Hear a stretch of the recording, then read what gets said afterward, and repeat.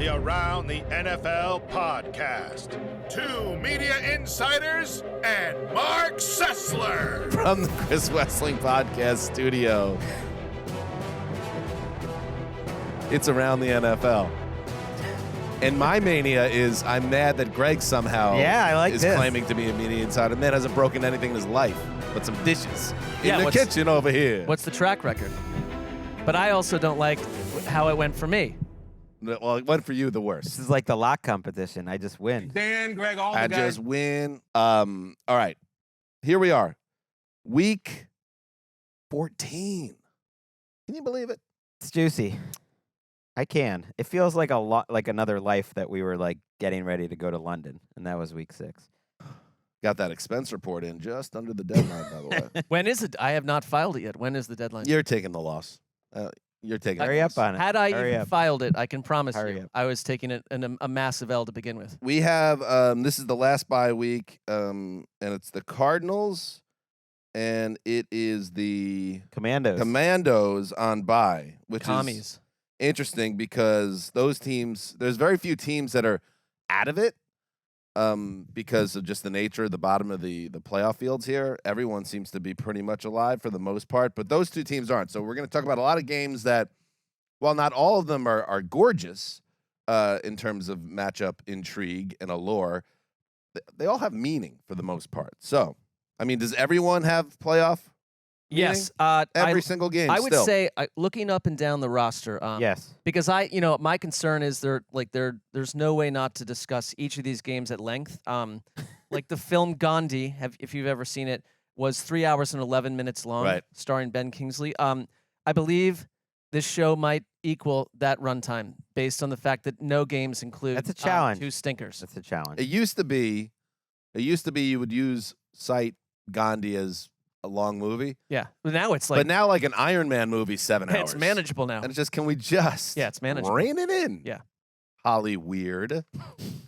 Got that one. All right, let's get into it. We have the draft coming up, but let's start with the prime time games. Let's start with the best game of the week. Yes, there are 2 incredible games on the schedule, and I mean incredible. And I have to give a little pop to the AI schedule makers. You know, for years we heard about the sweaty men in the office on Park Avenue, locked in there for months at a time. Men and They women. still are Men doing and that. women. Actually, I used to visit that Ally. room. There weren't any women. So that's a But bad job by That's the a NFL. problem. That's a problem for the NFL. I worked Gotcha. right next to it. It was 3 men. They just stuck him in Typical there. NFL. It was actually, they sealed the door. They opened up a latch that would slide in food and drink and come out when the schedule makes sense. We don't need to do that. And then Peter King would write a glowing profile, and away we go. Now you got the robots handling it. Yeah. And the robots have been doing it. Have anybody noticing the back end of this regular season schedule? There is a hammer drop of a game or 2 every single week. Robots. Yeah, Give the robot the credit. It took that technology to handle this. So let's start with Sunday Night Football. It is the Philadelphia Eagles at the Dallas Cowboys.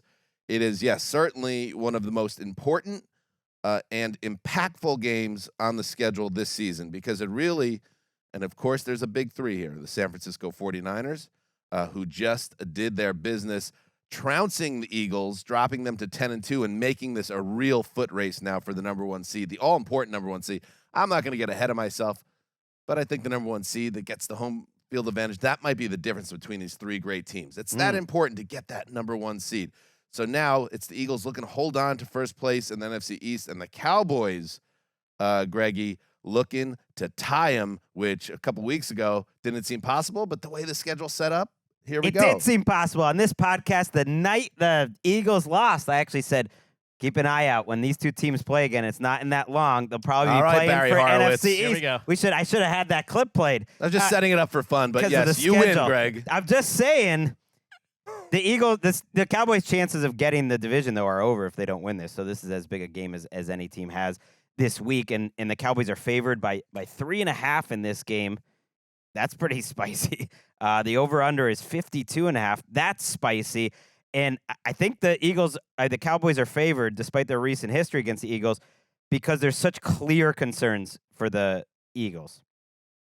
The secondary and the linebackers, we've talked about that. It's just not. It's a whole group of players on this Eagles team that's playing below average. All the defensive numbers over the last half a season, basically 8 games, are below average. They're a mediocre defense, and it's all because of that back end, and that back end having to match up against Jake Ferguson and who played really well against them and the guys for the Cowboys passing game. And then it's the offensive running game. They're just not a great running team right now. They're not consistent enough actually trying to run. Part of that is Jalen Hurts isn't doing it as much, but a lot of it is just not committing to it and not being as explosive with DeAndre Swift as they were early in the year. Yeah, I mean, we have this recent evidence of Philly's defense, which, last year was such a dominant strength, being completely shredded by the other premier team in this conference.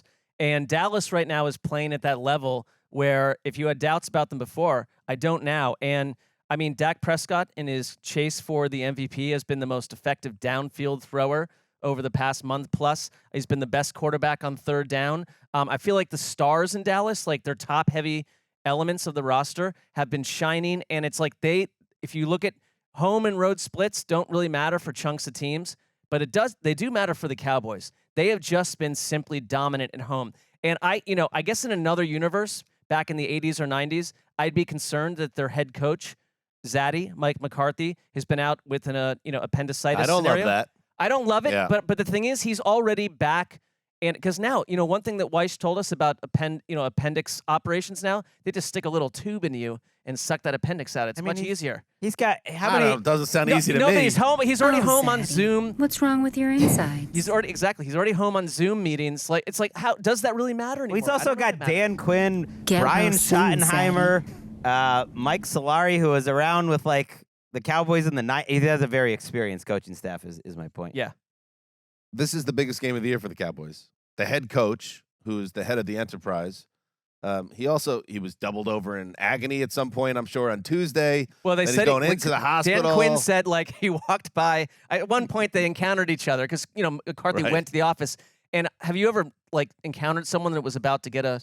I have not. I have when I was a child, and it's like it's a ghost. The person becomes a ghost. So And I'm saying, yeah. that doesn't sound. It seems like a bit of a distraction. Yeah. But there's a reason why Dan Quinn's making $10 million a year or whatever.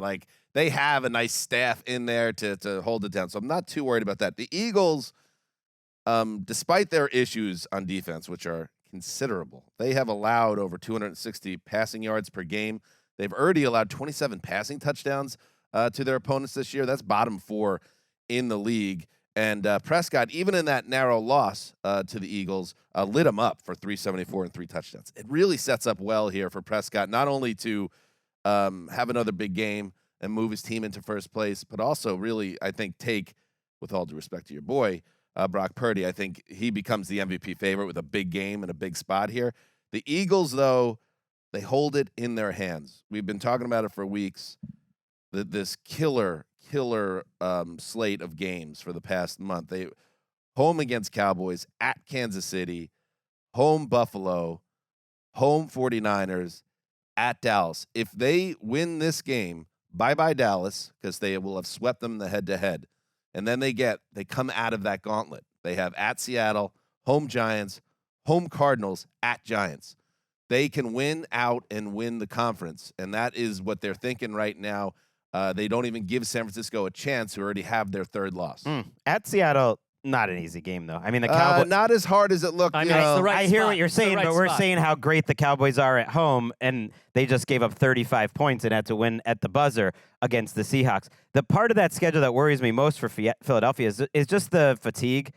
It's not just the fact that the Cowboys are on extra rest, and I've been on the extra rest bandwagon all season, and they've got the extra rest in this game, which I think is important. It's more the mental extra rest of the Eagles have been playing these great teams week after week after week after week, and different injuries have been stacking up for them week after week. And maybe Dallas Goedert's back for this game, but I need a little more out of their star pass rushers. That's who's looked fatigued to me, and they're playing a Cowboys offensive line that's been peaking, because for all the attention on the back end, the guys up front need to be special, and Jalen Carter's been great, and it's not a single person that's been bad, but as a group, they've just been good, and they need to be amazing. That's sort of how their team is built, and if they're not amazing, Dak's going to have a ton of time, and I just have zero concerns right now about this Cowboys offense. I think I'm not going to bring out the rainmaker. But the over/under, to me, this is going to be a score fest. I just like both of these teams to score a lot.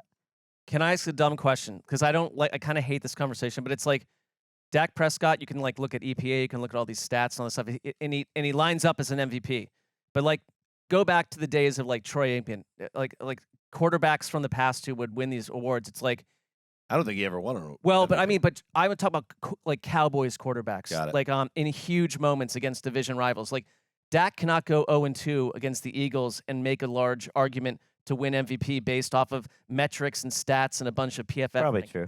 You got to win this. Gotta win. Also for the story of the Cowboys, and it's not just on. It's for the entire team.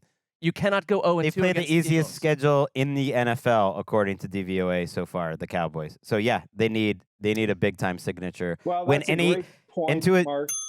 to his credit, he had to put up 40 to beat I'm the not Seahawks. even making a point. He had to This is- score. He had to Cowboys score should a win this game. He had to score a touchdown in every drive against the Seahawks, essentially, and he did it. He had to put up 40. Well, he's and he been did it. doing it. Yeah. Like, but this is kind of where it intersects. Can Deron Bland respond a little bit too? By the way, after a disastrous there you go. game, because that's where the Eagles can put up 30 pluses. I think they still have big time edges. He's getting killed this week, and it's like, I'm sorry.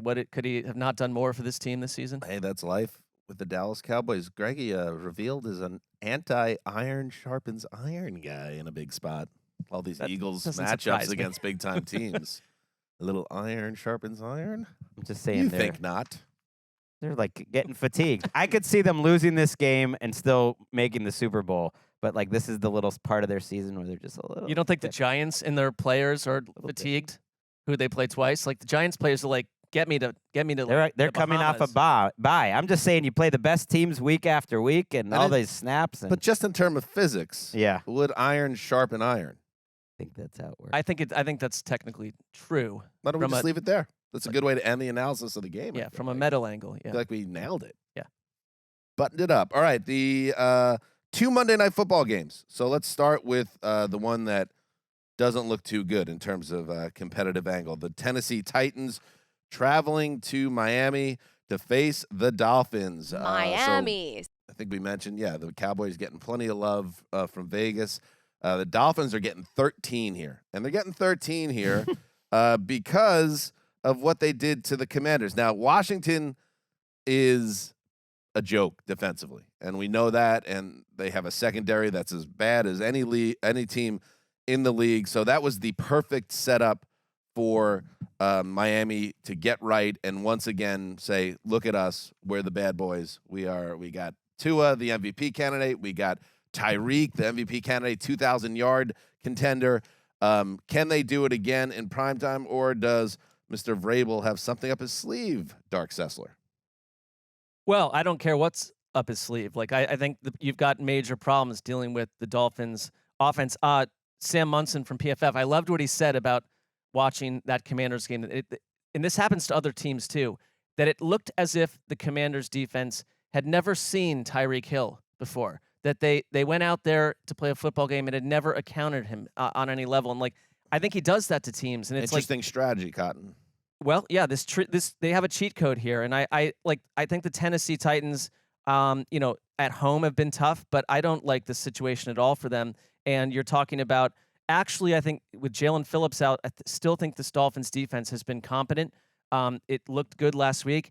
Guys like Andrew Van Ginkel are like stepping up and firing off, and like I think this is where the Dolphins kind of dig in and say we're not gonna relinquish this spot in the AFC. Weird spot. 2 games at the same time, so different than the other Monday night doubleheaders. Is that only annoying to me? I know it annoys you a little bit, Dan. But like, That kind of knocks it out. You got one screen there, and you got one screen on the TV, and away we go. now you're pro, like double Monday night game. Hey, I well, don't it's know. now it's week 14. It's weird to drop it in suddenly in week 14. I think the ESPN is showing you they value Packers Giants higher because that's where they're sending Buck and Aikman. We got Fowler, Riddick, and Orlovsky and Rutledge. I've liked this group too. This Dolphins offense, like we know who they are, and this is the perfect matchup. The Titans are a great example of Mike Vrabel not having anything up his sleeve, by the way. His defense is traditionally in Tennessee a little disappointing, and how useless it is, the Patriots are another one, to have a great run defense because they're the #1 run defense in the NFL, and they're 30th against the pass. Like, where is that going to get you overall? Like 25th. It's not like it balances out to being average. It balances out to being terrible. They give up so many big plays. I think the Commanders are one of the only teams that give up more big plays. So it's a perfect matchup. Being able to stop the run doesn't really matter that much against the Dolphins, who still will run well. And I'm with you. The defense has been excellent. The numbers would say the Dolphins are one of the best defenses in the league over the last 7 or 8 weeks. That's largely, I believe, because of the matchups. But it just shows that they're a very good defense, that they've caught up with their guy, Vic. That's kind of a trait of Fangio defenses. Take a little bit of time to season, and then they get rolling. Tyreek Hill leads the NFL with 1,481 yards, 12 TDs already. He is 300 yards clear, 299 to be exact, of the next closest receiver, which is CeeDee Lamb. So he is, you have to have any chance, and it's happened, by the way. So let's not act like, because the Commanders are a joke, let's not act like no one has been able to take Tyreek Hill out of the game plan in any way. Like, he's had games where he wasn't completely out of control. So if you can do that, you force Tua to look elsewhere. But here's the thing, like, the fact that you can now bring Achane out of the injury mix, and he immediately goes over 100 total yards with 2 more touchdowns with all that speed. He might be the second fastest guy. It's almost unfair. So it's really Mike McDaniel has all these weapons, and the Titans have to find a way to just hold them down and hope Derrick Henry has one of those turn back the clock games. I think that's what it comes down to. Unless you think Will Levis has another big time game in him. But I'm not so sure we're going to see that. Will Levis is a very interesting watch, and there's some hope there for the future. I just don't think it happens this week. And again, to the Dolphins defense, they've allowed under 21 points 5 games in a row, and under 17 in 4 of those. They're amping up, and so you're asking the Titans with a rookie quarterback. And Derrick Henry, it sounds like he'll play, but he was banged up last week in the protocol and all that business. And I think they said very strangely, he did not have a concussion. They said he was not in the protocol. But he played well last week, so they still have that. Awesome. But it's like, in general, like, you're asking teams against Miami that leads the league with 6.9 yards per play, which is the most by any team in the Super Bowl era outside of the Kurt Warner Rams in 2000. To keep up in a massive boat race. Housekeeping, they gave Austin Jackson, the Dolphins, a 3-year, $36 million extension with $20.7 guaranteed, according to our guy, Ian Rapport. A little surprising based on how his career started, but they're sort of splitting the difference of trying to get some good value as his career That's up there with has improved. with Dan's salary. It's in the ballpark. Really, my agent did incredible work. The Dolphins also have destiny in their hands, certainly in the AFC East. So if they just take care of business and they beat the Titans on Monday night, stomp the Jets at home the next week, that gets them to 11-3. And then you put it in a situation where the Bills basically have to go nuclear, not lose again, and including that week 18. So just take care of your business in the next 2 weeks, and you basically close off Buffalo from making week 18 dramatic. Okay, final game. Greg, you mentioned it. It's Packers, favored by 6.5 over the Demon. This one's at the Meadowlands, and they're a little bit. We know the Packers side of thing, and this is, yes, as you mentioned, Buck, Aikman, Salters. We know that the Packers are playing at a very high level. They are the team that kind of is arisen in the NFC as the real interesting 500 team, and they feel like a team that could just keep winning, and all of a sudden they're the team you don't want to see in the playoffs. The Giants are the Giants. I'll just mention, Greg, that a little bit of a surprise. Tommy DeVito, who was kind of almost like the mascot of this Lost Giants season, and all those Italians in Jersey loving it. He's keeping the starting job for another week, even though Tyrod Taylor is healthy. Taylor not thrilled about it. I get it.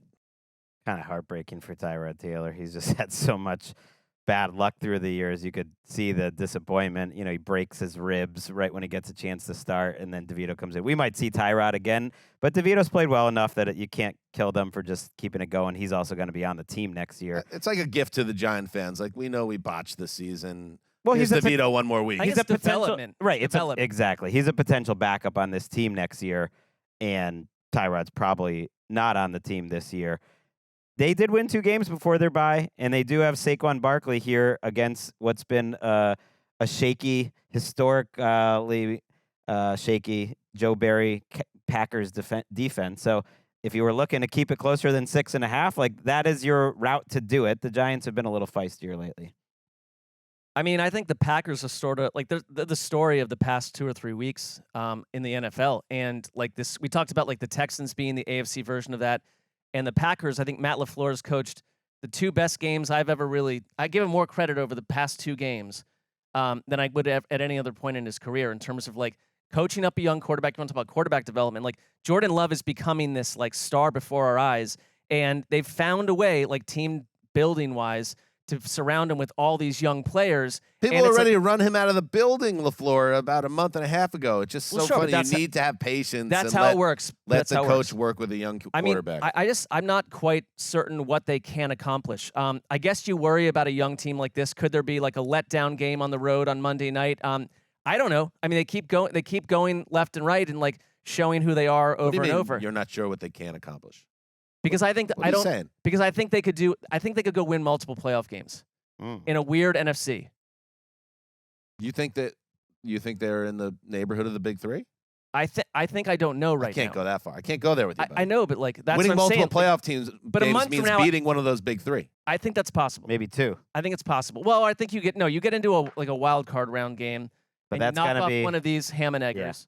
And like and then they could beat the Lions, for instance. But that's not how the playoffs. seeding works. They're going to be playing one of those teams.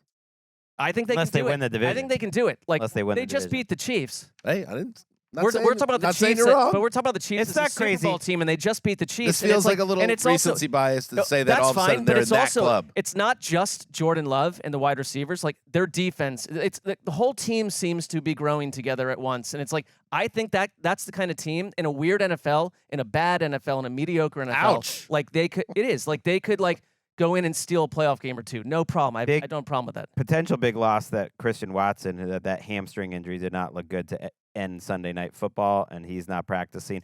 But they could get back Aaron Jones and Jair Alexander. So you're losing one of your best players, but you are getting back 2 of your best players. And you're right. Like Jordan Love, to me, is one of the top 5 stories of the season right now, his arc. We actually talked about that contract, the way it was locked in a couple of months ago. Is like, no, they're not going to get rid of him probably no matter what, because the contract is sort of splitting the difference enough where it's really not that much. Now that contract looks like a bargain, and there's actually talk of like, do we want to extend him right now? Do we want to don't even worry about keeping the bargain next year? You'll probably wait till the offseason, but let's just get him signed up long term. It's kind of crazy. You're right. How much 5 weeks changes everything. To make it clear, I am also enjoying this Packer rise, but I also think the NFC has the top 3 Super Bowl contenders, like across the entire league. And so for them to get to that point would be surprising to me. But if they get a nice matchup in round 1 and can they beat the Lions or something in the wild card round, wouldn't stun me. Yeah, that wouldn't stun me. But they got to get there first. It would be shocking if they knocked off the Cowboys or Niners or Eagles. It would be. But can they win a playoff game? Are they that kind of team? Absolutely. Literally wouldn't surprise me. That's what I'm saying. Like we have 5 weeks to talk about it, but that Packers Lions end of the season matchup, just like last year, could set up this time it would set up a potential rematch. And again, the Lions might have a chance to kind of knock the Packers out. And I think it matters that they're really well, like they are. I think Matt LaFleur, who I always thought, like, are you just riding on the coattails of Aaron Rodgers in years past, 2 MVP campaigns? Like, I think this is a good coach. Like, I think he's proven this year, the same way that Sean McVay to me has, that he's done a lot with what people thought wouldn't be much. Jordan Love getting hot in Philly in an early round game, I could see it. The Jets beat Philly. I mean, football. I mean, crazy stuff can occur down the road. Absolutely. One game. Let's take a break, and then we will get to the draft. All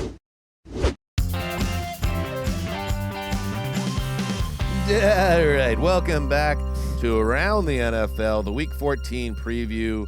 It is time now for the first overall pick presented by DraftKings. And I'll tell you what, I have had bad luck. Whenever I'm up first, there never seems to be a banger.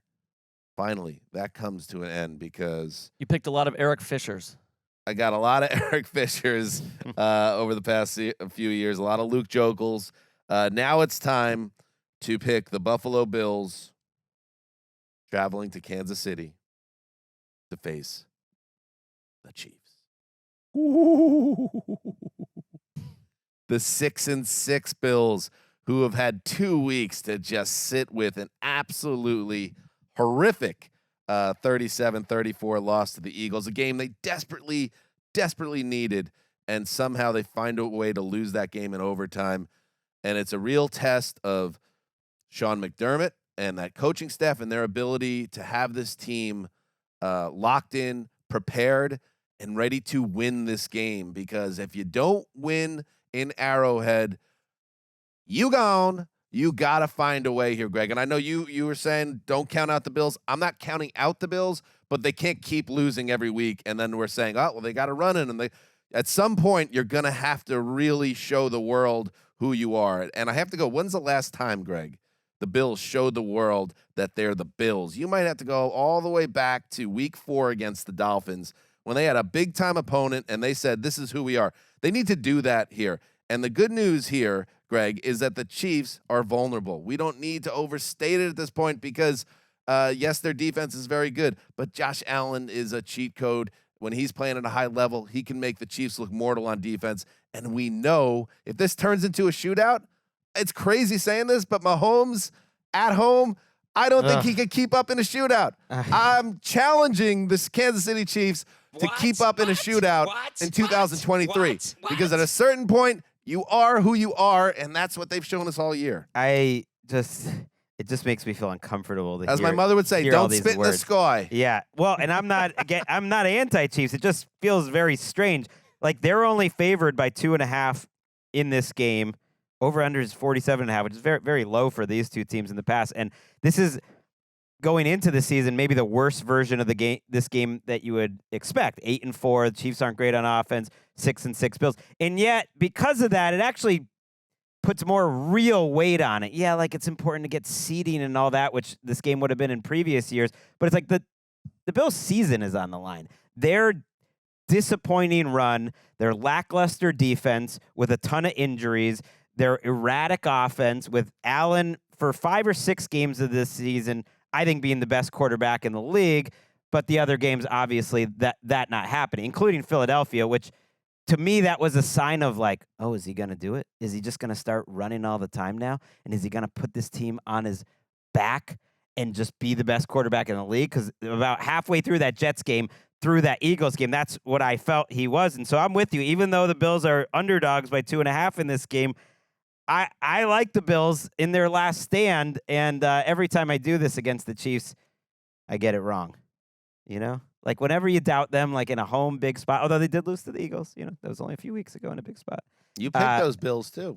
You're dying in that newsroom. Yeah, and I'm not giving up on them. I'm still thinking that they can get it done. And again, an extra week of rest does not hurt at this time of year. It is interesting to think that, you know, coming out of this weekend of football, either the Chiefs will be 8-5 or the Bills will be 6-7. That wasn't something that we saw coming. So you're right. The stakes for this game are different than where they like vying for the bye. It's like the Bills are essentially executed if they can't win this. Maybe not mathematically. We can keep talking about them, but it's like not for real. Yeah, in a way, in the sense, for real for me. Like you can't if they can't. But not for real. Well, no, they would continue to exist in Western New York. They're probably really nice. Speaking of which, homes, I need to offer an apology. I called Squid Games. Is that what it's called? Squid Game. You had Game. the wrong country attached. I called to it Japanese. Right. It is a South Korean product. But also, I'd And I say apologize. Squid Game. And Greg has a lot of he knows a lot about the Japanese culture. Didn't jump in to correct you there. That's what people were saying. I'm not saying that. You know that's what? People were saying. You know what? People. Good call. Yeah. Greg, come on, bud. Help me out.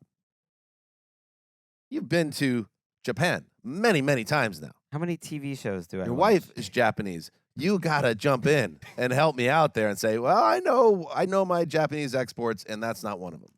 But you hung me out to dry, maybe on purpose. You're a dyed-in-the-wool there. American, and we don't doubt that. I don't know what's going on outside the borders of Greg the continental. Greg is multicultural, and I would have been a nice Or so I spot for thought. you to help. I've last watched like a TV show that was not part of what Patrick Claybon would be called the Lachey-verse on Netflix, like about a year ago. So you can't ask me to. The Shavers? What is that? I'm not What is certain going what on that here? means. That's The Ultimatum, Queer Love. That's Love Is Blind.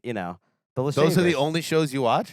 I mean, in terms of like TV shows lately, it's been a while. You know, if you just invite us over your house once, we could have a It's nice like little sports, binge sports session. books and a little reality. You know.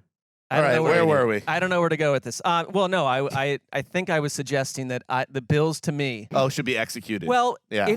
if you can't handle this spot, although like they are a different team on the road, You can't but, do like, it anymore. Just Just like like we can't how di- many weeks are we going to keep saying Josh Allen's the But best I'm quarterback? saying- It's the best team in the AFC, Well, no matter what. Yeah. Even if they win, they have the Cowboys next week, so it just stays very difficult. But I'm with you. They are. We should note Von Miller, who Dan mentioned last week on the show after his domestic violence arrest, is expected to play in this game. I'm a little surprised by. Well, that's the weird thing with the NFL because like the case is sitting in a place where Right. they haven't ruled on it, and it's awkward to have him go out there. But it like from a football angle purely, like the Von Miller's kind of not really been a factor. That precedent, right? And that's the problem. Like I think like you're getting a good version of Josh Allen in some of these games, but not always the one you want. But I will say under Joe Brady, I don't know if it's because like we have no other choice to do this at this point. But 9 rushes for Josh Allen in their last performance? Like they were trying to kind of shy away from that and not have that be an element of their offense. But you don't have a choice now. Well, it's mostly him because it's not like they're called. There's a design run or two, and they've worked. But he also, I think, is kind of like, okay, it's go time. I got to start running. Remember he did that his rookie year? Suddenly, it was like, oh wow, Josh Allen is awesome. And it's like at the end of every season, Josh Allen's like, okay, it's go time. I need to just start running. And I have concerns. You mentioned the good Chiefs defense. Are they a good defense? Like they started they're out well. good. They've been. Are they they've great? been- They were been being me- presented as great. They have been great. Yeah. They're 25th in the league since their bye, according to EPA. I mean, that's only 3 games. It's a small sample size, but they haven't been a difference maker. Nick Bolton is expected to return, which I think is really big for them because they lost Drew Tranquil, and they've been just injured at that position, but they might not have their left tackle, Donovan Smith. A man named Wanya Morris, who I was not familiar with, played 42 Wasn't he snaps Boys last to week Men? or something, and graded out very well. So maybe they don't need Donovan Smith. If the Chiefs' defense isn't good, I mean, they're going 10-7. I think they're and they're good. going home in I the think middle of they're good, January. but are they like, a huge difference maker? They haven't been against like the best offenses. Kansas City Chiefs, what are you? I think they are just what we're watching. All right. By the way, this is for Eric, producer Eric. The Bills have never lost after the bye under Sean McDermott. The Bills also have the 5th highest point differential, plus 101. So those are positives. That's like, what's your fan confidence 1 to 10 right now? 6. Okay, That's pretty I'd take that. Feels very On the fair. road in Kansas City, Yeah. I would take that. Andy Reid 16-1 in December with these Chiefs teams. So there's like clashing historical stats. And finally, they're going to have to put Romo, Josh Allen v. Patrick Mahomes in Arrowhead. We're going to have to put him on a delay, like a 2-second delay, just because there's going to be kids watching, and it's not in like this is not Silk Stockings. Right. This is not erotic. Yeah, this isn't Channel 99 with the scrambler box. This is America watching this game, and we need to be clean, Tony. Keep it together. I will come out of this game giving Romo some credit because at this point, he has covered, I think, roughly 75 Patrick Mahomes games. And it's like you have to keep coming up with new things to say. He doesn't, though. That's the problem. But it's He's like, like, Jim, he's doing it again. I think he's having a nice comeback season. I know you keep saying that, but I don't think he's actually, you can see, I think he saw everyone was getting on him. And you could see going into the games. He has these little nuggets that showed he did a little bit of more research. Jim, look, he's doing it. what else only do you say about Mahomes. I mean, Mahomes? boo-hoo. I kind of get it. Boo-hoo, Chiefs fans. I had to watch Phil Sims do 75,000 Tom Brady games. So. You've been through the battles. What a Very gauntlet tough. for Yeah, you. you've been tough. through the battles. All as right, a Mark, television second viewer. overall Okay, pick. we got to pick up the pieces. I'm going to go Seattle at San Francisco. Interesting. Late game. I kind of feel like we've talked so much about the Niners at this point that it's like, can you just keep it going? And you're kind of in a place where you could take Seattle almost completely out of the picture at this point. What's happening to the Seahawks over the last the last month or so tells me they're just not a playoff team. Can they sneak in the NFC? Sure. But I just don't trust them on any level. Their defense has fallen completely off a cliff. They lost to Baltimore 37-3. They completely fell apart against the Rams when they should have taken that game. the Niners are essentially their kryptonite. They played hard against the Cowboys, but it's like you still gave up 41 points. It's like you're a Pete Carroll team, and I don't trust your defense on any level. I think really the situation is that Geno Smith versus the Niners, the Seahawks versus this version of the Niners last couple of seasons, they just haven't shown up. And I want to say one quick thing about the whole Brock Purdy MVP situation is that there was a lot of talk about that he's just simply riding on a sled down a snow hill with yards after the catch. His yards after the catch numbers for MVP winners are less than Aaron Rodgers the last 2 seasons, less than Patrick Mahomes the year before that, and less and those 3 guys. Like they're less. So it's like that is a bit stat. It's a bit of a phantom argument where it's like this isn't the only reason he succeeds. I don't want to have this conversation for the 18th time, but it's like it's not I think just it's this thing. Well, then people broke out the screen passes are like 4 times more effective for him than any other. I was going to say quarterback. the irony is that the game that allowed him to move to the top of the Vegas odds makers, which is this Eagles game, Came off of that. yeah, this was a big yak game for the Niners. But I'm with you. Come on. Yeah, I think We don't have to make this case when he's now the number 1 No, favorite. that's right. That's right. Yeah. I will say Seattle, the one problem they have too, which is not, it's not on them in terms of their performance. They're really banged up right now. Right. They're pretty banged up. By the way, Jamal Adams, bro, come back to us. No, I know what you mean. What an absurd thing for a human being to do. You have a Jets beat writer that you have beef with who I hated this. Quote tweets a shot of you failing to cover Jake Ferguson on any level. And then you reply by posting a photo of that reporter's wife Him and his wife. and yeah. mocking her appearance.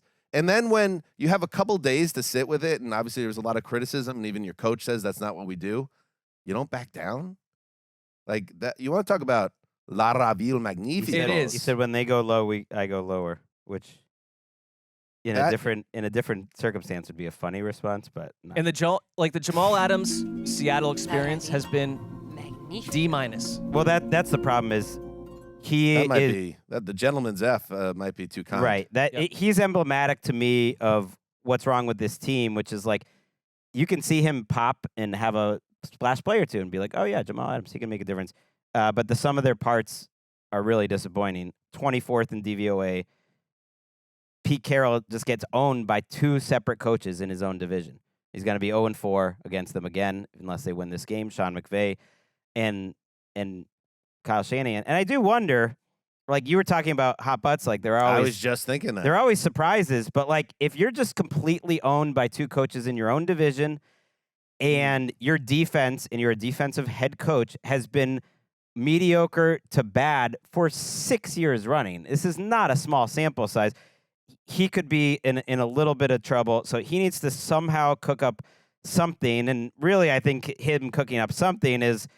Hope Geno, and it'd be very difficult to do, Geno and the offense can just put up 35 again, because I just don't think the Seahawks defense is going to be able to hold down the Monstars. It's not going to happen. And if they put up 35, the Desert has the Niners winning by 10.5 points. So that would mean the Niners put up. But that makes sense. 45.5 points. Tough to do. Because even that Cowboys game didn't feel sustainable.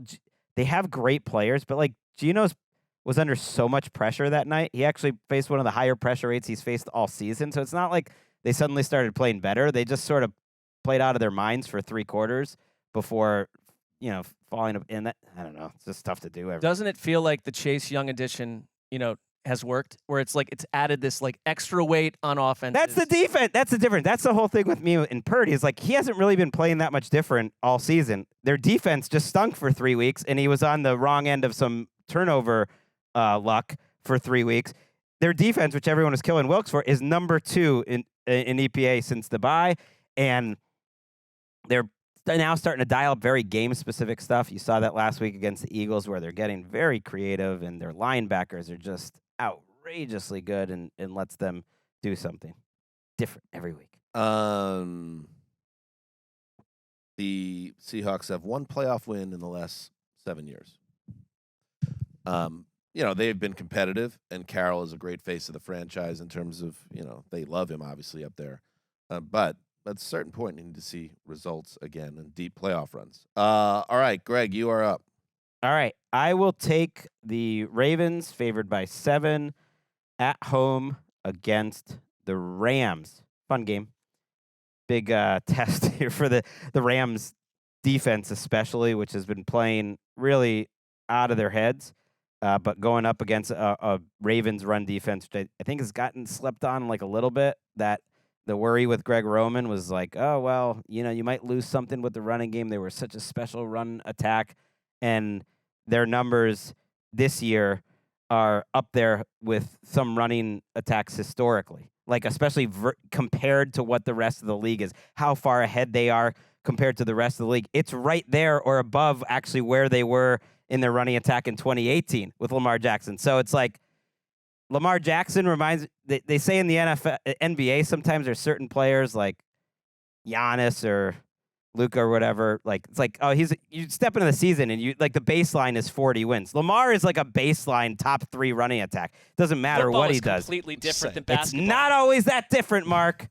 And so Let the point go and let's From a just have a previous talk. show, but for the okay. Rams that try to hold up for 4 quarters, to me is a tough ask against a Ravens team that's been a weirdly injured team all year, but they didn't have a ton of season-ending injuries. Sure. And actually, right now, You they just are jinxed them, almost but, yeah. completely healthy. Rashad Bateman was the only player out of 53 that missed practice Kiss of on death. Wednesday coming out of the bye. Well, That's It's nice, though. That's big. Because how many? Yeah, and it's been Lamar the last 2 years. Like you want to see what this team could do at full strength. Marcus in Williams January. is a big guy for them. Up front, they've had guys in and out. They're healthy now. they do have to work around the Mark Andrews absence. That's a I good think point. I was that's totally huge for wrong. them. Could he come back? They said He's on maybe IR, for the so- playoffs. Yeah, like so it would be late. But to your point, they're number 2 in EPA as a running team. They've been great. Lamar Jackson right now is having, I would argue, like I know he had the MVP season, but the version of him right now in this offense to me is more balanced. It's what you've been waiting for. He's never had a higher completion percentage or yards per attempt than at this point. You're getting a little more from Odell Beckham. Like Zay Flowers has been an absolute like green light as a draft pick. Their defense has been stout. Like they've only trailed this season 45 minutes plus the entire year. I mean, they're just a solid, good team. The Rams, though, right now are on a hot streak. Like they've won 3 straight. They've scored 36 plus in the last 2 games. Matt Stafford has 7 touchdowns in his last 2 games. I think Kyron Williams changes everything they can do. And so this Rams team to me is sort of a berserker down the stretch that can really hang with anyone, it seems like. I kind of love what they did against Cleveland. I mean, to put it on Cleveland's defense that way, even though you're going to Baltimore, I think that there is a chance that the Rams can hang around in this game. McVay versus McDonald. Just when the Rams have the ball, McVay versus Mike McDonald in this Ravens defense, who to me is the best defense in the league, is one of the most exciting matchups of the week. I don't think the other side of the Rams are going to be able to hold up to keep it close enough. Probably, but that is a great matchup, Danny. The revive McVay against this defense. Okay, Greg. Yeah, I think the Rams are in a lot of trouble here. I think we could sell that, and maybe it will turn out that way. But I think the Ravens at home, Rams coming across the country, and I think Lamar, the difference between the MVP year, it felt to me a little more electric then, and it was like a little bit of a different type of Lamar as It's a little unprecedented, too. yeah, and it was There's just no like question. this guy is outrageous what he's doing on the field, and he was just making people look stupid. Lamar now is like, I know it's like cliche, but he's like a more mature player, and you could see the way he's able to go through progressions. And I think that completion percentage you mentioned, that he's become a better passer. And when he needs it with his legs, he can go get it. But it's not like something, if without it, he is no longer a good quarterback. He's just a really strong, well-rounded quarterback. And I think one of the subplots, Greg, when you think about the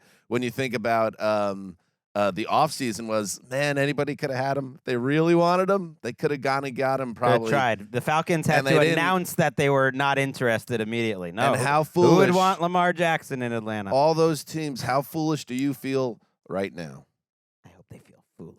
It is. I find the Rams interesting from another angle, that like if you thought that they were going to succeed in a year where most of us had them winning like 4 or 5 games, that obviously it would be Stafford and like Cooper Kupp. And it's like Cooper Kupp hasn't crossed 40 Starting to worry about Cooper. yards That since body. Yeah, since like October 15th. And He hasn't been healthy in 2 years. Right. Yeah. And they haven't been on the same page sometimes. It has been A little bit of a bummer there.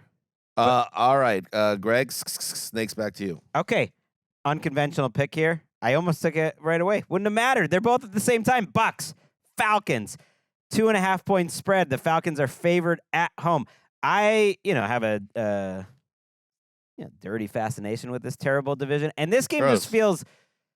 I wanted to take it. I wanted to watch it live because now that we're getting later in the season, this Buccaneers team, which is as forgettable, I guess, as almost any team in the league, this does feel like a win or go home type of game. And I know, the Falcons could fall apart down the stretch, but this would give the Falcons a 2-game lead over them with just 4 to play.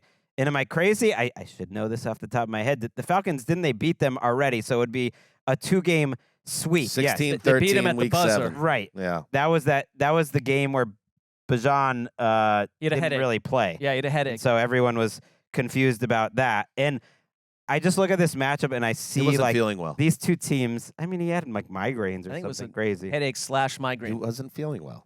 Don't these two teams, That's what they said. It's the same thing, but yeah. like, I know Mark wants to cross out teams, Right. Desperately. but I just feel like this team, this division, no one's going to get crossed out. So the fate of this division is for them all to be 6-7 after this week. And for that just feels like that's the fate of this division. Saints probably get the win over the Panthers.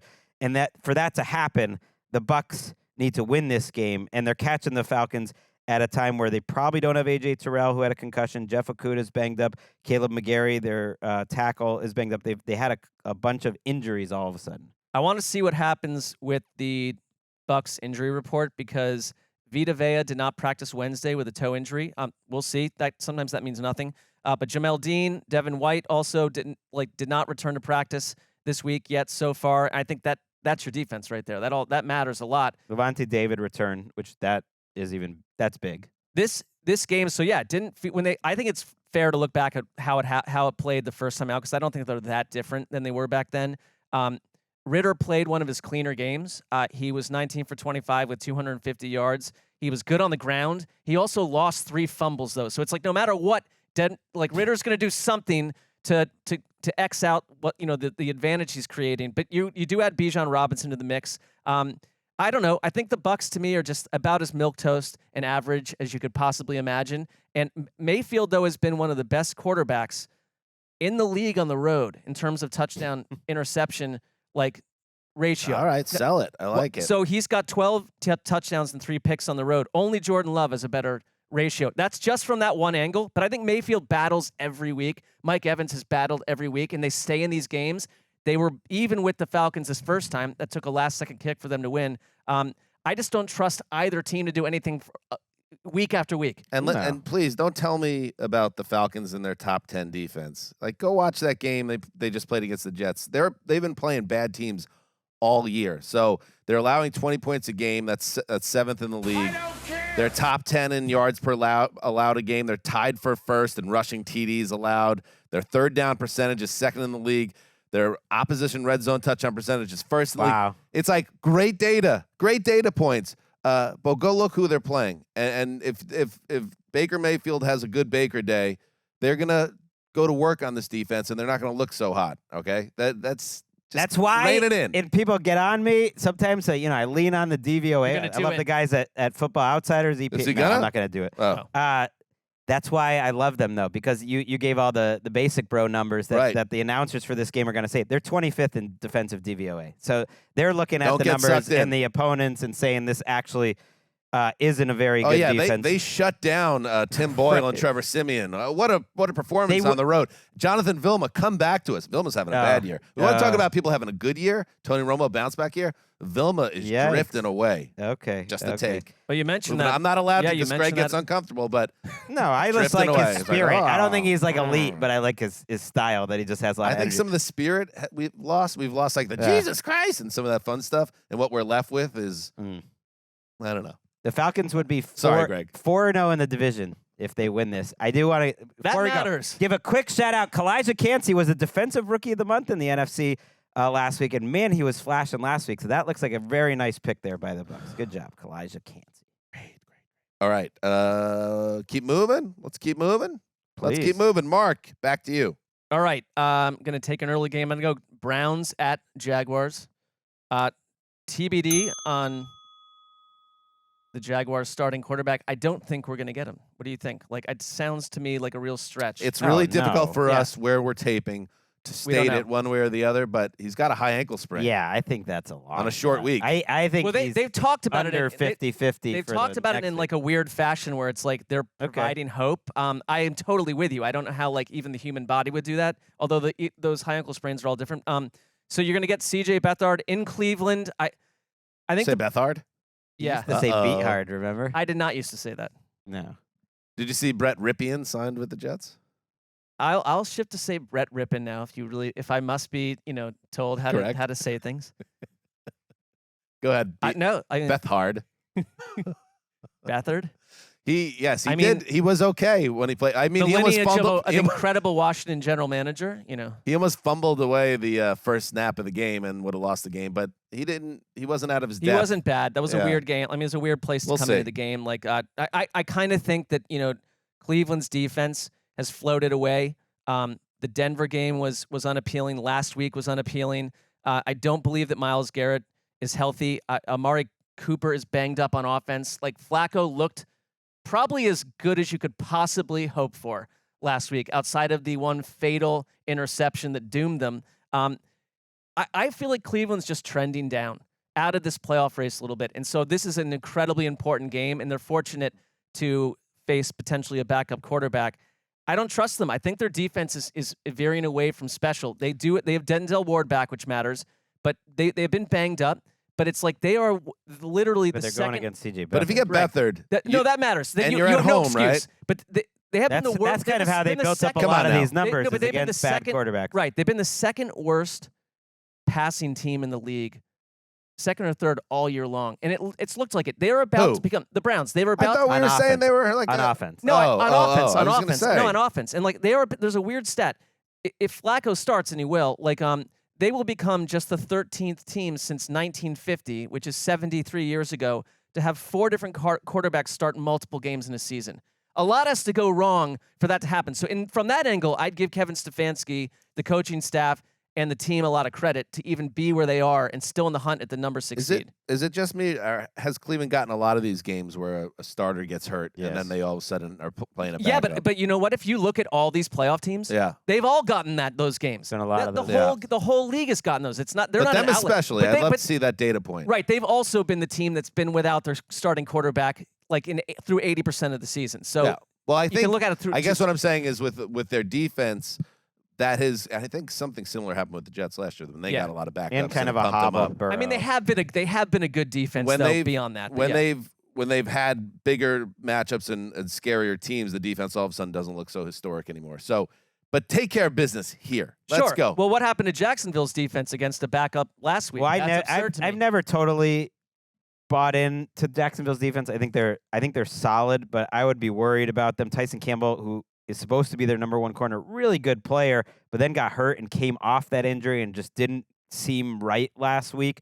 Joe Flacco threw the ball downfield 10+ yards more than any Browns quarterback in the last 5 years. So he's out there and he's got to sling it.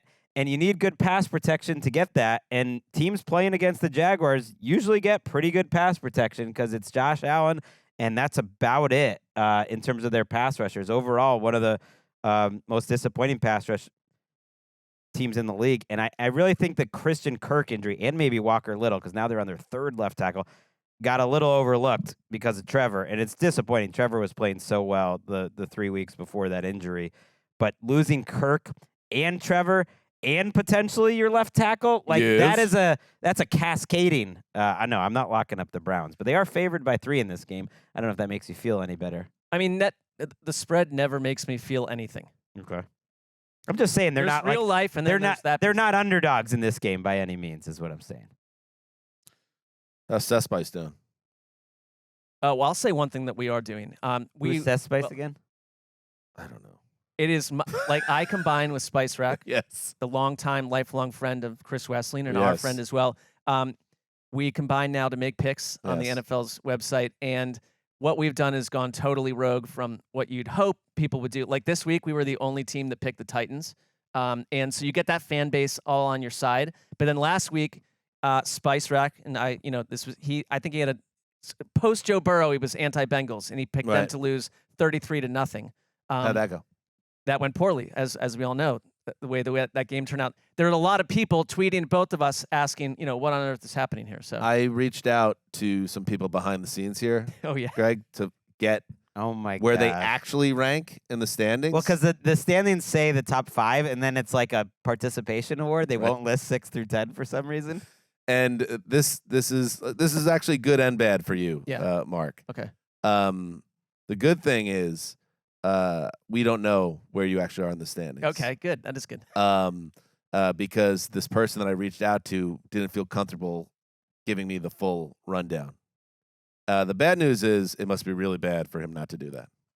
So I don't disagree, but I will. Can I say, like, from the angle if you were 1 game out of 5th, he probably would have told. But so, yeah, so there's two rough. ways to play this, just to be real. And like when Greg goes and makes picks on his television show, right? Right. He Game is debut, like Fridays. You're like out. you're so it's his entire world is based around that. Right.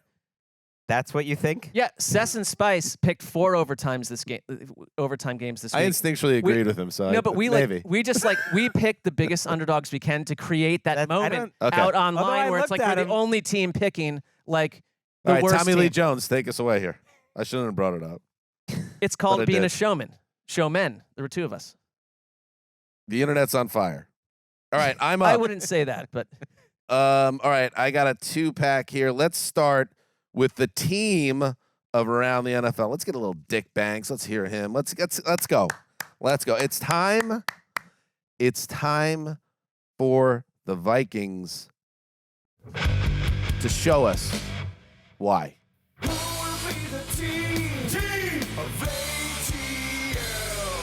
You can take that down. I like that O'Connell stuck with Dobbs. yes. Because, yes, it was a wretched Monday night game. And is that within Dobbs's rainbow of outcomes? Yeah, we got the worst Dobbs. But let's not forget that Josh Dobbs has done a lot of good things for the Vikings before that. And before you go and get so caught up in your feelings about how poorly he played in that Bears game, let's give him a chance with Justin Jefferson. And if things don't work against a Raiders team that is middling at best, go ahead. If you're so excited about the rest of your depth chart that you've been developing, I understand it that these coaches are excited about the guys on the depth chart typically. So go ahead, but give Dobbs this chance. So the Vikings, who seem to be in the driver's seat, Mark, for a wild card spot, now kind of you need this win because I could see this spinning out for them if they don't find a way to win on the road here against the Raiders. I think it's like we celebrated Josh Dobbs in multiple spots over the past, calendar year, rolling into town and like winning games 3 hours after showing up and like putting a uniform on. And then it's like, it's unacceptable that he has a meltdown. It's like, it seems very probable that a meltdown would occur. And it didn't look good, but I still think the things that we know about Josh Dobbs remain true. Like an incredibly smart quarterback, a guy who probably over the course of the bye week that came at the perfect time, has learned a lot more than other quarterbacks might over that course of that time. That the coach, something happened where, if O'Connell lost faith in them in that moment, and that was that, you're right, Greg, that you mentioned it on Wednesday's show, a terrible 4th pick, but like this is a quarterback you can still believe in. It's better than their other options. Justin Jefferson is practicing in full for the first time, in 8 weeks. Like it's arrow up, and I don't know how you could possibly argue to go to a different quarterback. You should beat this Raiders team. I don't really care that it's on the road that much. It's like the Vikings to me are spicier on defense. Like let's just get back to who we were. Right. Here's what we know about the Vikings. With Jefferson back, him and Addison are up there with the best 1-2 combinations in the league. Addison's a big-time player. I love Addison. Hawkinson's having a really nice season. Hell of a tight end. Josh Dobbs adds a little bit to their running game, which has struggled. But his running ability is going to add a little spice to this whole mix.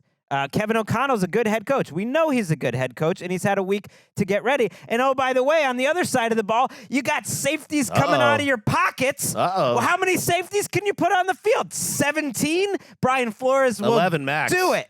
And you know who's been buying tickets this week? to Las Vegas? Minnesota Vikings fans Oh, who yeah. are sick of being in that cold weather up there, and they're going down to Vegas, and they're going to watch the Vikings lock it up. Samesies. Oh God! Double it up, baby. Are you doing this again? Double it up. And another one. And another one. You cannot be doing this again. With Greggy. Let's check out the standings, by the way, while we're here. All right. So we got Greg and Dan 12-1. The Westbrook League's 10-3. In quotes. Sessler 7-6, and then Dan Hanzus 6-7. We know In there's quotes. all sorts In of quotes. Yeah, you got to watch for the. Well, I thought the season. You're inconsistent here because you only joined me a week ago. So you're It says Greg and Dan 12-1. Greg and Dan are 1-0. I'm not responsible for the graphics. Okay? Yes, So you are. Something tells me you are. We are having a very nice season, and let's just close it out, I guess, is all I can mean, say. there's a lot of weeks to go. I'm fine with you on board. I have to admit, you've already won in some ways because I thought about you this morning as I debated. You're going to lock against the Jets. I thought about. I thought you were going to do that. I thought about blocking against the Jets. It's only 3.5. And then I was like, that'll make you annoyed. But then I thought, what if the Jets win? Actually, you'll be happy. And then it was, but you know what? I ultimately am a cold, calculating son of a gun. And in my heart, I believe in the Vikings winning that game more than I do in the Texans, actually. In my heart, I do believe the Vikings are the best pick on the board. That's what I always do. I'm not a showman, as you point out. It happened to work out that I'm believing in a team of ATL. But I believe they're a much better team than the Raiders, who might be, Max Crosby's not practicing, Colton Miller. I believe they're better. We don't want to do a rainmaker on the Texans this week. I think you and I can get behind that as a rainmaker too. This is absurd. The thing that's terrible for Greg is that no matter what, let's say Greg wins the title, no matter what, like it will go down as history as a co-win. No, but it will not go down in any history. Within a month, you will have, spun the message that you lifted Greg up down the stretch. I know I am an ass. I just want everyone to, when I'm gone one day, to remember me as a lovable ass. That's all I ask. That's fair. Not the bad kind. That works out. Okay. Fair. One Raiders note, just to give their fans just 1 second about their team. I'm intrigued by Aiden O'Connell coming off that last Chiefs game. Played very well in that game. He has been. Okay. In general, the Raiders have been a professional unit. This is a tough spot. This is a tough spot against Flores. Patriots. Oh, the coaching tree's so bad. How about a little Patriots assistant off here? Patrick Graham of the Raiders, the defensive coordinator, versus Brian Flores. Now that's a sell. That is a sell. Long time assistants together. Anything else on this game? So, what are the chances we get Jefferson? I think 100%. All right. I mean, I think they wouldn't be doing this unless he's practicing fully. He's officially active. This was for me when I felt good about Team of ATN. Jefferson returning was kind of like what pushed it over the finish line because there's not a more fun wide receiver to watch in the sport than Double J. The Team of ATN brand needs this win. Big time. A pretty good narrative if they lose too, because we get to go down the.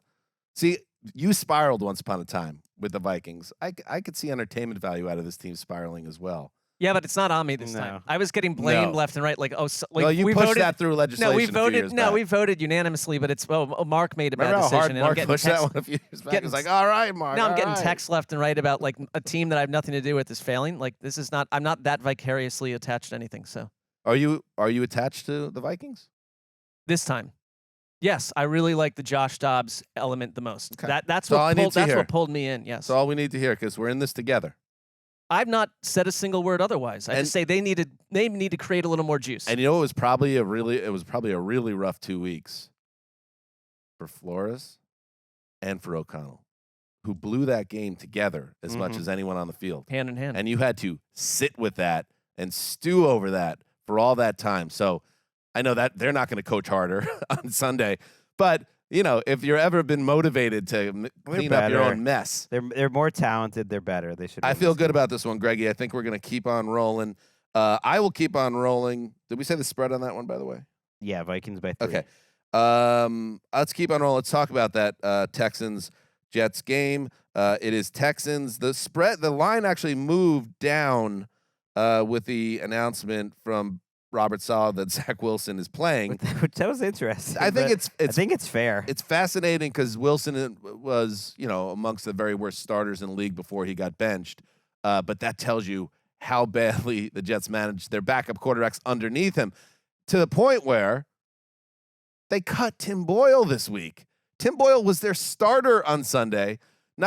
They just said, oh, this guy that we brought in and developed all through the offseason, Aaron Rodgers is a guy like has such little value after we got to look at him. He gone. So now they got Brett Rippon, who, by the way, was talking with our friend Jordan Rodrigue of The Athletic. Rippon is a class act and a really good dude and a hard worker. But the hope for Saleh is that Wilson takes them to the finish line and they could get a couple wins here and keep their dignity. The Texans, they're the story here. Nice setup here for them, Greg, to keep rolling. Now it is interesting. We are now in the post Tank Dell era, and how does that change their offense moving forward? Yeah, I want to see John Mechie or Robert Woods step up. I don't think they'll be the same.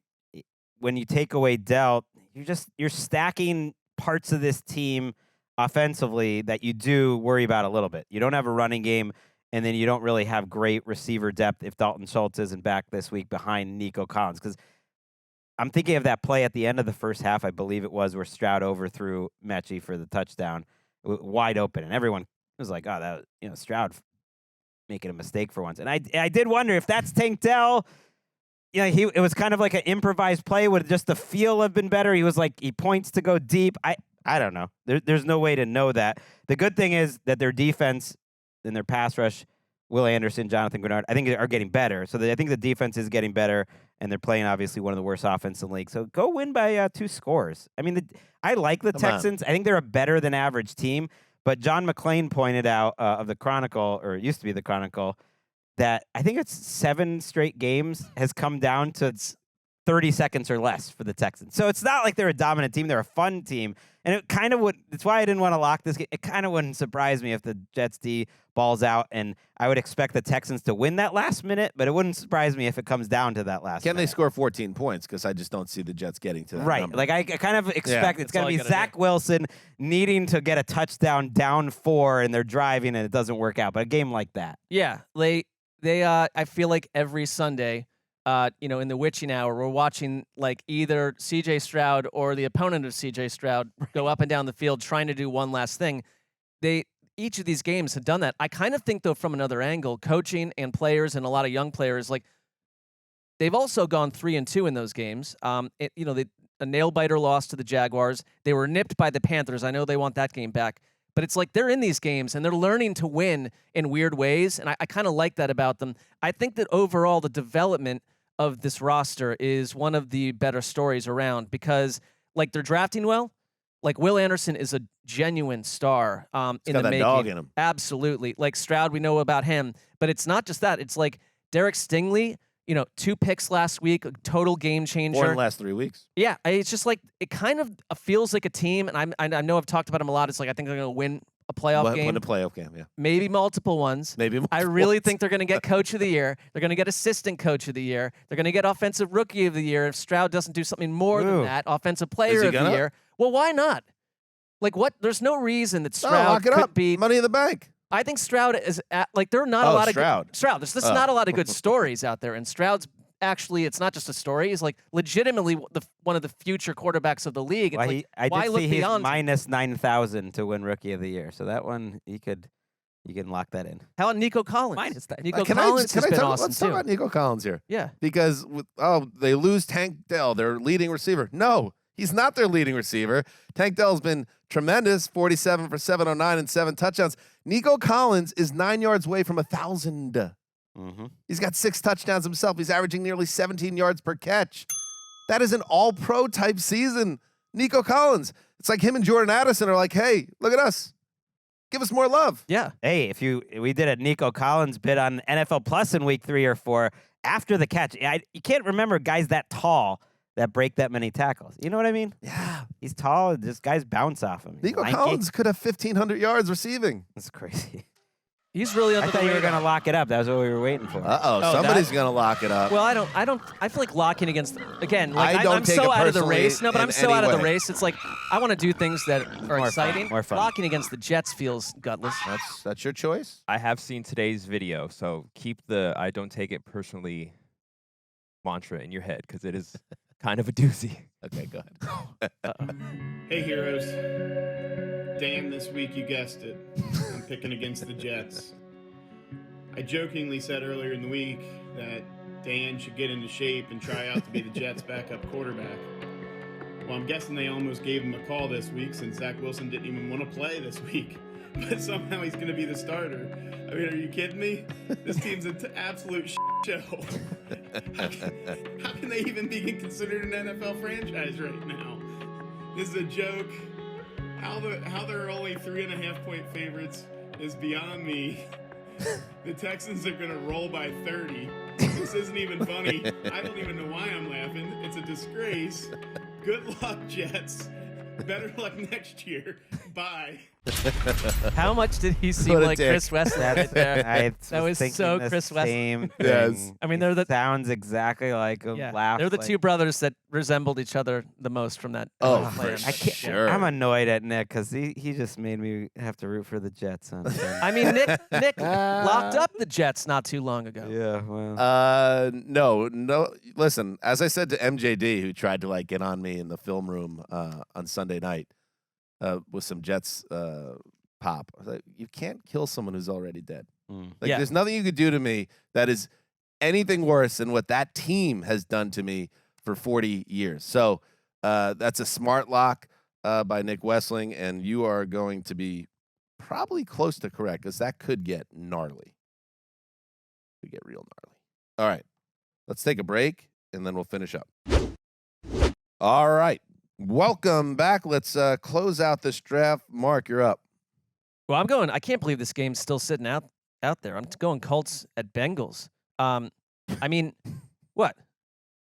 nothing. No, nothing. Like we knew, like Nick was covered it, so just gonna stay away from. Although this is for post show because now I realize I'm gonna have like four early games. I mean, I think behind the glass they know I picked this game like Because- 25 minutes ago, but that's No, okay. it makes you look really like a trenchant decision by you. That's good though. I think it makes me look like a strategy man, like a star. I know, but we're gonna have to flip around games now. I realize actually. All right, well that has nothing to do with. All right, so let's say go. you're people, up. people driving around listening And to this the nonsense. next pick, Mark. This game suddenly it's like backup in December. Typically, backup versus backup is like check you later. But Gardner Minshew has I know he's a little bit all over the map, but he's been really great for the Colts considering that he's been a backup quarterback all year long. And Jake Browning, I mean, I guess the huge interest level for me is like whatever we just saw happen on Monday night, which is pretty he threw for more yards than Burrow did this entire season in a game. And you know, it's like you find out later that the words about the fact that the team, Zach Taylor and everyone else really believed in him, wasn't just nonsense, that this guy is like kind of built neck up confidence-wise a little bit differently, that he spent all offseason with Burrow, with Jordan Palmer, who's a pretty good quarterback coach, and that they said Jordan Palmer was telling people before Monday night, like on air, don't just discount this guy. And you could see it a little bit against the Steelers, but it was, you know, it's your first time out there, it's a tough defense, and like it was like in little flashes. He looked like a B- quarterback. But then what happened against a pretty good Jaguars defense is remarkable because I think they're running the same offense. And suddenly, you know, Jamar Chase is back totally lit up. T. Higgins is there. They're not getting a lot from the ground game, but he's doing it through the air. And it's like the Bengals, to me, are back in the race. They matter a lot. This is two playoff contenders. And this is a spicy game. I'm not saying that either one of them you can project as like AFC powers, but they do matter if you care about the fact that 7 teams make the playoffs. Yeah, Cincinnati, they are still in a lot of trouble because they're 6-6, but they have a really bad conference record. They have a lot of tiebreaker issues, so it's still an uphill climb. However, the Browning makes them a team that's watchable and interesting. You don't want to get too caught up with one good game for a quarterback because that happens all the time also, and then all of a sudden he's back to looking average. So we'll see. And that's part of the intrigue of this game is he come down to earth or what? But Greg, he's at home. The Indy defense is not a group to be terrified of.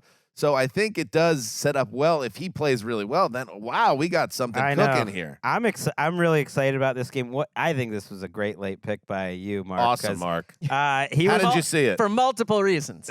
491 yards they had on offense, 27 first downs. I mean, everyone stepped up around him. The offensive line had one of their best games of the season. I think it was second in the league in pass rush win rate last week. Ty Boyd did not step up, but everybody else. Okay, you're right. Jamar Chase, though, was incredible. We almost gave him a little short shrift in that recap because a lot of those catches were difficult. He was making plays after the catch. He obviously had the bomb. I mean, that was like a star wide receiver, can make everyone around him look better. And the running game, adding Chase Brown, like, They would make the season a lot more fun if they have a little staying power. And I know Colts fans feel like we haven't given them enough credit. There is something to them we talked about them a ton. We talked about them a lot, but it's just like there's something to them that it's like, how are they doing this? I don't understand. I kind of want the Bengals to win this game for these teams to both be 7-6 and to kind of both be in the mix, but not so. I want Cincinnati part of our life. You want more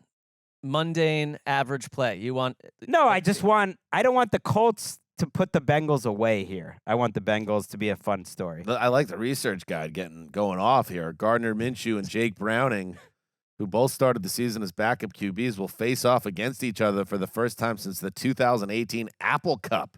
It's crazy Jake Browning was like a senior at that point. Yeah, Browning, who finished like 6th in Heisman voting as well, by the way, with Washington once. With we bunch watched that Apple stars. Cup together, you and I. Oh yeah, every second, and then we DVR'd it and watched it again. State. Well, yeah, you got to break it down. Minshew was Washington State. Yeah. I love Steichen though because maybe more than any coach in the league, when the plays happen, you can kind of see, oh, that's exactly how they were hoping it would happen when they like did it in walkthroughs. Like, it's just these cool plays that usually end up with like Kylan Grayson getting 40 yards, and you're like, oh wow, that was beautiful. That was cool how they did that, and it's him a lot. And I think they're running a lot of creative stuff, even with Gardner Minshew, and that's a credit to the coaching. The Colts, to their credit, and again, why Browning balling out here would be a real eye opener to do it 2 times in a row. They've been very good on defense during this run. They're averaging less than 5 yards per play in the last 4 weeks. So all wins. So they're coming together, like you said. I think Mark Steichen is definitely in that conversation for Coach of the Year. I think I've billed 7 or 8 coaches as Coach of the Year at this point. Means you can't be wrong. Well, you can be, well, but I probably you'll probably still be right. could be, but yeah. I think D'Amico Ryans v. is the Steichen. favorite. Got to pick one. Steichen. I'm going probably D'Amico next. as my. I don't. Why do you hate Shane Steichen? It's a fair question. Okay, let's go. Greg. Bengals, by the way, are favored in this game. No, they're not. They're underdogs at home. Colts getting 1 point. I don't like that. I'm taking. Should we bring some rain? But I'm taking the Bengals straight up for sure. That's I like unusual. I like Surprised that's the way they went. Guess they've been winning. All right, let's go on. I need a late game, so I will Some take teams just know how to win ball games. Broncos at Chargers. Chargers getting 2.5 points. I can't imagine watching the Chargers. I couldn't even imagine it. I know. This goes against what I was saying, that I like these late season games where it's like the season's a bit on the line here. The Chargers feel just about donezo if they get to 5-8, or that would be their record, right? If they lose this game in the division. And yet this game still does not really excite me too much, I have to admit, as well. The offensive line's been a disappointment for the Chargers in terms of their pass protection, certainly in terms of their run blocking. And Staley said this week he might consider playing Josh Kelly a little more over Austin Eckler. So that is a bad sign, which I get, because if you look at the numbers, Kelly, I was trying to find a good Derrick Henry stat. He's very high in yards after contact. I think he's like 2nd or 3rd in league. Derrick Henry's still great. And, I saw on that list, I was like, Josh Kelly was 6th per catch. And I was like, oh, maybe we should get a little more Josh Kelly. And so maybe Brandon Staley was just reading my mind. I was just at home alone. Or he's been watching tape of Austin Eckler this year, going in slow motion, dropping the ball, fumbling. Let's calm down.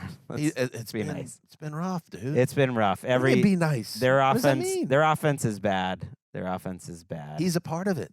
Yeah. I'm Well, not he's killing him. He seems like a nice guy. We He's a talked big to part him. of it. He's a big part of it. He's having a surprising down year. That's because what I it's mean. so atypical and it's a for him. contract year. It's not tough that for him. surprising because of his size and the workload that he's had the last couple of years. They were always careful with him, and then they finally juiced him up to like full-time status, and that's Well, what I just happens mean from his sometimes. overall body of work, he's Yeah, been very consistent. definitely. I mean, I think there's so much disappointment around this Chargers team. Quentin Johnson, I feel like it's kind of like I can't wait for the season to end for him. It's like every week there's like a killer drop. He needs to turn the page off season and try this I guess again. you wonder if he can actually do it. I mean, I know in that Patriots game, which was an eyesore. Physically, he looks okay. He just drops every pass. Yeah, but that's a problem. That's a problem. I'm not surprised that he looks at least okay he's not physically. like N'Keal Harry, which just was Right, he's like, getting he didn't separation. belong. It's actually making it even worse because Right. these drops are coming with some space, and it's just like, come on, bro. Yeah, I think I mean, Brandon Staley he's gone. We get it, but like I would say, if you look at this defense since week 11, they're the 5th best point scoring defense in the league. Like and like that Patriots game again was very weather bound, but it's just that I can't. I know the overall It's thing does typical not though add up to because what it is. this team, the whole season, and really the whole Brandon Staley era, their two sides never play well at the same time. It's like if one plays great, the other one stinks. It's like 41-38 Lions. If one plays great, the other one stinks. It's 6-0 Chargers last week. And they're just I don't think he's gone though. They are the team that I'm like, just see. You never know. They could win this game and They have a really you never tough know. remaining schedule as Yeah, well. they're- They've been very bad against teams that have been over 500 so far. And this will be of note, at least in this room. We'll see how Dangerous bounces back from a turnover-marred game last week. Can he turn the page, which he's good at turning the page, but get back to a more smart brand of football, protecting the ball, succeeding in the red zone, and beating a Chargers team that, quite frankly, this should be something you can do. Going to be a lot of Denver fans in that building as well, of course, across the sidewalk. I was driving around and I listened to the AM radio, sports radio. I know and you like, do. well, there was this they were doing an old school trivia contest with a guy calling in, and the guy did very well and he won all these. It was a bunch of Lakers and It must football have been questions. incredibly exciting for you. Great drive time. But That's but great radio. He won the contest, but the Yeah. prize was tickets, deep nosebleed tickets to Broncos Chargers. And I was thinking does he want those? Do I want those? Did Does they anyone announce want that they were nosebleeds? I just assume they're not great tickets. Come on, you got to put them in the 200 section if you're going to. They're probably okay. You can go online and find They're probably at least Chargers at the tickets for $25. at least right at the now, front so. of the 300. If you're I a Broncos would hope. fan, you're in the This is playoff fun. mix. You're in beautiful Southern California. There's going to be a lot of people excited to be Right. But this guy was from Southern. He was not a Broncos fan. It's how excited is he about? Is he I don't know what he is. That's the secondary market. Maybe you find some people coming in from Colorado. Yeah, if you're from Denver, fly in, spend the weekend in LA, and go Of course, see with a a- low-level football game. With an NFL sanctioned second vendor. Yes, Eric. Yes, of course. Right now on third-party site, $33 will get you into Chargers Broncos on CA. What section? 500s. Yeah, no. Let's I've see, been on- up in the 500s. Oh, yeah, Me and you're on- Zumwalt watched you're on the the moon. Cardinals-Rams game, Good for you. playoff game a few years back. And we got to get down. a few I walked up sections. to where you guys were. I wasn't that. Right. You were far away. 235, $130. This actually isn't funny, Yeah. but my neighbor, who's an elderly woman, very nice Yeah. woman, It's not. That isn't funny. she It's took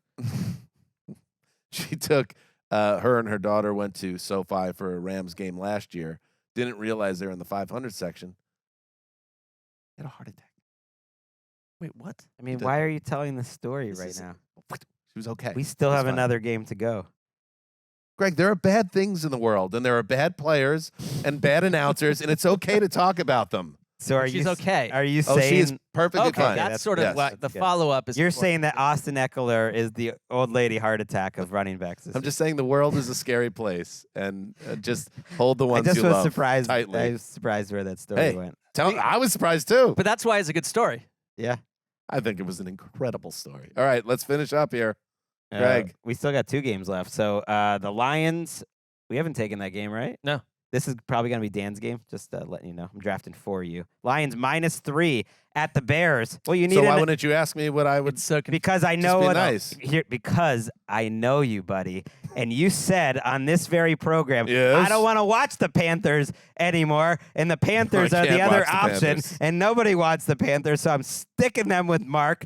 And you can have Lions All right. Fun game. I had this game. Is this an early game? Just 4 Yes. weeks ago. It All is right, an that early works game. for me. Okay, yes. good. I had this game just 4 weeks ago. I found it incredibly entertaining because you got Justin Fields against a defense that's just not giving up a lot of resistance right now. And I don't have a problem with this game. He was the best player on the field that day. Love and it. They should have won it. And then their defense collapsed and gave up 2 touchdowns at the end. I hope the Lions don't make it that difficult again. Absolutely love it. But I don't know. I'm just worried about this team. This defense has been too leaky for too long. They put Aleem McNeil on injured reserve this week, and that is a reminder. This defensive line outside of Hutchinson just ain't getting it done. Okay, how about this then? And Lions fans, plug your ears because you want this to be a special season. You're 9-3, right? For the first time since what? I don't know, Well, you got to go. million years ago. Yeah, like deep old America. I define the way this is shaken out, and you never know what could happen with injuries and everything. I think success for the Lions this year is win this division, win a playoff game. Yeah, but you got to Yeah. win games like this, Yes. which So- I don't feel incredibly Because I confident. just don't think they're quite there yet. Certainly not with the big boys in the NFC. But that doesn't mean the season is a failure if you don't Oh no. go deep in the playoffs. Just like close out the division, which you should be able to do, and then win a game in the playoffs. And we're moving forward, another step forward for the Campbell regime. And they won't be the 4 seed because the NFC South will be, and so that means you will avoid the Eagles or Cowboys, which is nice. I think we're in a weird place with the Lions because it's almost like they were elevated a little bit beyond where they are, where it's like we just wanted them to be like the number 1 seed or 2 seed. And it's like Well, they're 9-3. They could be the they 1 could be, seed. but then also there's this like all this fatalism around them because of their defense, and it's like we'll see what happens. I will say like no team other than the Commanders is giving up more points per game since week 7, so it's real. At the same time, I like look at a team that is like drafted well. Like Sam Laporta is becoming a huge factor down the stretch. I believe that they're going to handle their business. I think they're really well coached. And there's something I haven't done on this show yet, so I'm going to do it right now. I'm locking that Lions team up. I like that. All right. What do we got for the spread? 3 points. There's some lockable games here. And it's on the road. Lions on the road.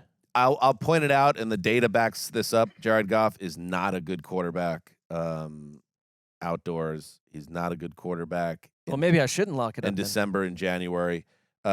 He has a lot of trouble with that. In fact, I'll give you some data points. 8-13 outdoors in December and January. Completion percentage south of 60.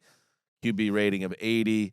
When the weather drops and he is playing outside a dome, that production has historically dropped. So let's see. Goff is Goff a different player than he was with the Rams? I don't know. We're going to see now that we're getting into some crucible games for the Lions. Let's see if he can play the guitar. It's one of those draft stories that feels so stupid, but then you hear this data. Do you have 8 tiny years hands? later, he's got the small the hands. old tiny He was in the hands, bottom. Goffy. I just found he's in the bottom 10th percentile. Old 8th THD, percentile. tiny hands, Goffy, Mark. Yeah, I feel for him on that front. They need to get J-Mo going. I feel like they're one weapon short on offense. Isn't it Even though they're- Waymo? Oh yeah, Waymo. Waymo, bro. They're great on offense, but it's just it's a lot to count on. Like Laporta, I guess you got the running game. They're interesting. Laporta. Do you have that Sabra- Waymo clip from last week? That was fun. I love me. Waymo after It's a that Waymo. incredible end around where he went 67 miles per hour. That was fun. I feel like this Bears team is better. They're 4-8, but they're a pretty good 4-8. They're a little dangerous. And like I said, Fields is another subject of intrigue. I think he really needs the ball out if he wants to stay with the Bears. I don't even know if he wants to stay with the Bears. I almost presume He he's might gone. wanna but if he really does have some big games down the stretch, remember what an awesome stretch he had like last November, for instance. Yeah, but that's not even been like he's had a couple moments like that or halves, but like what he did, had he picked it up from there, even just the running part of him, right. like you'd see a lot. But it's like I just presume he's not going to be on the team next year. I mean, we will see. A lot of questions there. You mentioned Hutchinson, 1 sack in the last 7 games. Is that brilliant, Mark? I think it's a good player. Oh, Suddenly a score from last week. No one Didn't I remembers. spend 12 minutes saying I don't, I shouldn't have used that word? We already went through that all that business. Greg, you always underestimate our audience. A Yeah. lot of They people do. know exactly what we're Can talking I about. promise you our audience remembers and No, holds I on to wasn't a lot of talking- things? I can I tell you wasn't that talking from, about the from audience. multiple angles.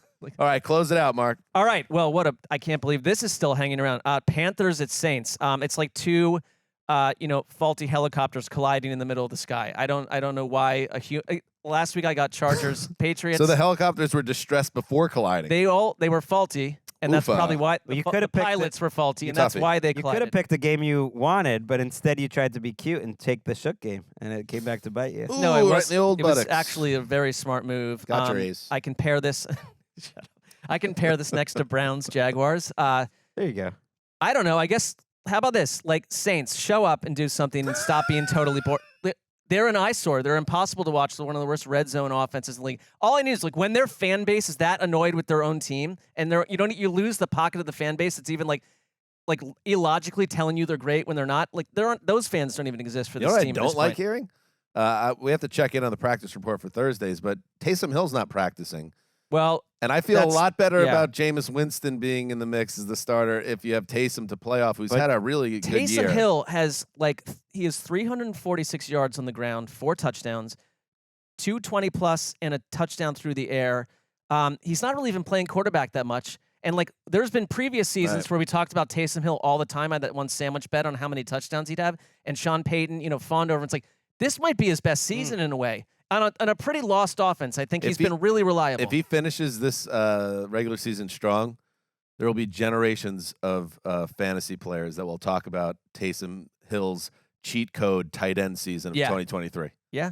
In a otherwise bad group of producers in that game, Taysom just does all these different things. Derek Carr might play in this game because I think he was Oh, a Derek. partial. Somebody saved participant. Derek Carr from himself. Sit At down. practice. So he's got a buddy. shoulder injury, a back injury. He's coming off a concussion. I mean, Yeah. I don't know if we need to rush him back into this maelstrom. No, and you mentioned the tickets you thought would be cheap here. You can get into the Superdome for $15. So But I'd do that. less than a You pair that less with than a beer and a hot dog. Have a nice weekend in New Orleans. we've done that, Yeah, in the and, French that Quarter. couldn't Nice time. I'd be a Away little we go. concerned if there's one thing that could get Gail Benson's attention. Sure. Any owner. in terms of the Right.